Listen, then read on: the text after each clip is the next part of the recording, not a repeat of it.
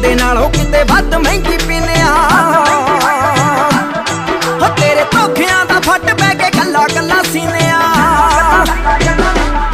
ਹੋ ਤੇਰੇ ਮੇਕਅਪ ਦੇ ਨਾਲੋਂ ਕਿਤੇ ਵੱਧ ਮਹਿੰਗੀ ਪੀਨੇ ਆ। ਧੋਖਿਆਂ ਦਾ ਫੱਟ ਪੈ ਕੇ ਕੱਲਾ ਕੱਲਾ ਸੀਨੇ